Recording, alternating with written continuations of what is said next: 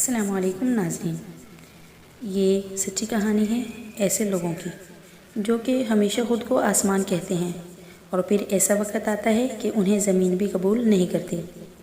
آج میں تقریباً 25 برس بعد اپنے شوہر اور بچوں کے ساتھ اپنے گاؤں واپس آ رہی تھی۔ میری شادی ہو گئی تھی۔ پہلے ہم اسی گاؤں میں رہتے تھے۔ شادی کے بعد ہم امریکہ شفٹ ہو گئے تھے۔ آج اتنے سالوں کے بعد میری گاڑی جب گاؤں میں داخل ہوئی تو پرانی یادیں لوٹ آئی۔ اچانک ایک بوڑھی عورت ہماری گاڑی کے سامنے آ کر کھڑی ہو گئی۔ وہ پاگل دکھ رہی تھی۔ اس کی حالت بہت خراب تھی۔ اگر گاڑی کا بریک نہ لگتا تو شاید اسے چوٹ آ جاتی۔ جیسے ہی گاڑی آہستہ ہوئی، اس نے چلا کر کہا، مجھے بھوک لگی ہے، کھانا دو۔ میرے شوہر نے اسے کچھ پیسے دیے اور ہم آگے روانہ ہو گئے۔ وہ عورت مجھے کچھ جانی پہچانی سی لگ رہی تھی۔ ذہن پر زور دیا تو یاد آیا کہ یہ تو وہ ڈیرے کی بیوی تھی۔ اف اللہ، اس کی یہ حالت! ہماری گاڑی تیزی سے آگے بڑھ گئی، لیکن میں بہت حیران ہو رہی تھی۔ جب ہم گھر پہنچے تو بہت تھک گئے تھے، لیکن وہ ڈیرے کی بیوی میرے ذہن سے نہیں نکل پا رہی تھی۔ میرا سارا بچپن اسی گاؤں میں گزرا۔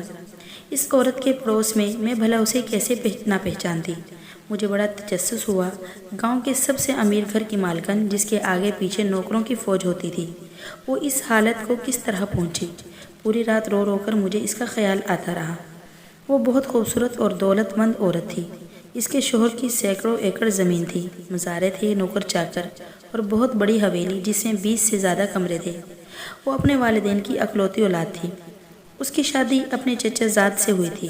اس کے ماں باپ کا انتقال ہوا تو اس کی زمین بھی اس کا شوہر ہی سنبھالتا تھا۔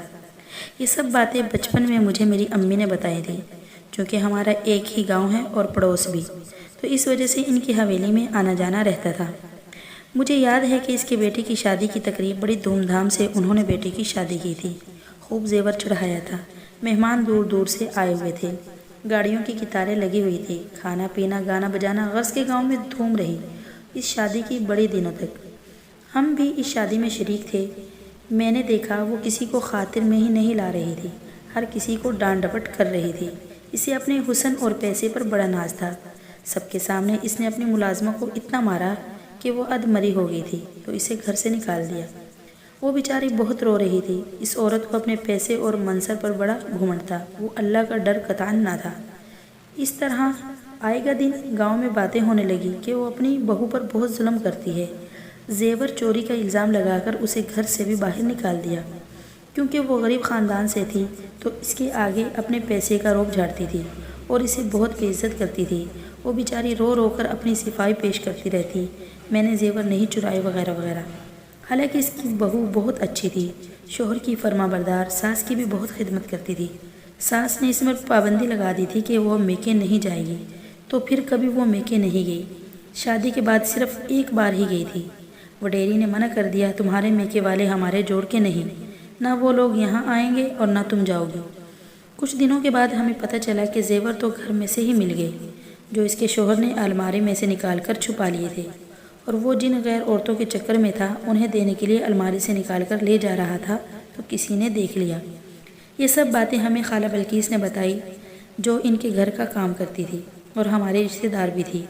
وہ اکثر امی سے وہاں کی باتیں کرتی تھی تو میں بھی سنتی تھی۔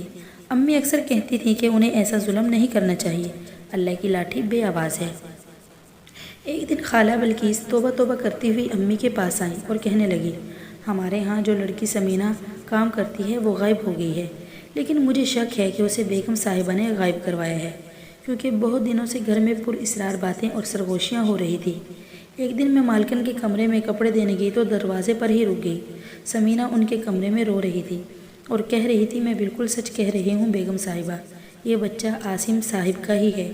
اور مالکن غصہ ہو رہی تھی کہ خبردار، جو ایک لفظ بھی آگے بولا یا کسی سے اس بات کا ذکر بھی کیا، تم جھوٹ بول رہی ہو۔ وہ بیچاری روئے جا رہی تھی، کیونکہ گھر کے نوکروں کو کمرے میں جانے کی اجازت نہیں تھی، بس کسی کو کانوں کان خبر نہ ہوئی اور بات آئی گئی ہوئی۔ 2-3 دن کے بعد سمینہ کی ماں اسے ڈھونڈتی ہوئی حویلی میں آ گئی۔ بیگم صاحبہ نے اسے گھر سے نکال دیا۔ وہ بڑا شور کر رہی تھی کہ میری بیٹی کہاں ہے، مجھے اس کا بتا دو۔ وہ بیچاری روتی ہوئی جا رہی تھی، لیکن کسی نے اس کی فریاد نہ سنی۔ خالہ بلقیس نے امی سے کہا، میں پورے وثوق سے کہتی ہوں کہ سمینہ کو ان لوگوں نے ہی غائب کروایا ہے۔ جس نے سنا توبہ توبہ کرتا رہا کہ ان لوگوں کو خدا کا بھی ڈر نہیں، اللہ کی لاٹھی بے آواز ہے۔ پھر اچانک میرا رشتہ اچھی جگہ سے آ گیا تو میری ماں نے میٹرک کے فوراً بعد میری شادی کروا دی اور میں امریکہ میں اپنے شوہر کے ساتھ شفٹ ہو گئی اور میری نئی زندگی شروع ہو گئی۔ پھر بچے ہو گئے، اتنی فرصت کہاں رہی کہ گاؤں والوں کی خبر گیری کروں۔ آج اتنے سالوں کے بعد میں نے وڈیرے کی بیوی کو اس حالت میں دیکھا تو میری عقل حیران رہ گئی۔ مجھے یقین نہیں آ رہا تھا کہ یہ وہی ہے۔ دوسری صبح میں نے جب اپنی بھابھی سے ان کے بارے میں پوچھا تو انہوں نے بتایا کافی سال پہلے وڈیرے کا انتقال ہو گیا، تو ان کے مرنے کے بعد تینوں بیٹوں نے اپنی اپنی جائیداد بیچ دی اور شہر میں رہنے لگے۔ بڑا بیٹا کینیڈا میں سیٹل ہو گیا اور زمین حویلی سب کچھ بیچ کر وہیں جا کر شادی کر لی۔ ساری حویلی ویران ہوگی۔ وہ حویلی جس میں سارا دن لوگوں کا میلہ لگا رہتا تھا، آج وہاں کوئی نہیں۔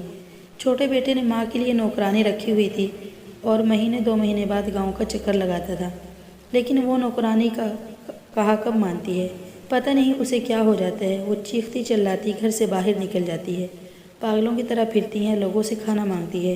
کوئی جان پہچان والا دیکھ کر اس کو گھر پہنچاتا ہے۔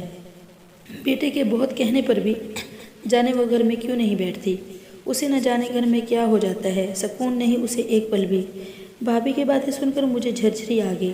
وہ وقت آنکھوں کے آگے فلم کی طرح چلنے لگا، جب وہ ڈیری اپنی نوکرانی پر تشدد کر رہی تھی، جب اپنی بہو پر چوری کا الزام لگا کر اسے بے دخل کر رہی تھی، گھر سے نکال رہی تھی، اور جب اس نے ایک ملازمہ کو اپنے بیٹے کا گناہ چھپانے پر موت کی نیند بھی سلا دیا تھا۔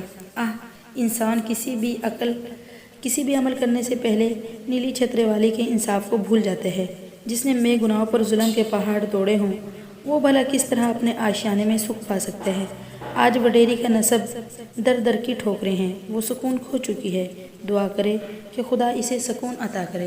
دیکھو دوستو، کسی پر ظلم کرنے سے اللہ کتنا ناراض ہوتا ہے، اور یہ مکافات عمل ہے۔ جو کسی کے ساتھ برا کرتا ہے تو اس کے ساتھ دنیا میں ہی برا ہو جاتا ہے۔ دوستو، اگر آپ کو میری بات اچھی لگی ہو تو پلیز اپنے دوستوں کے ساتھ شیئر کرنا مت بھولیے گا۔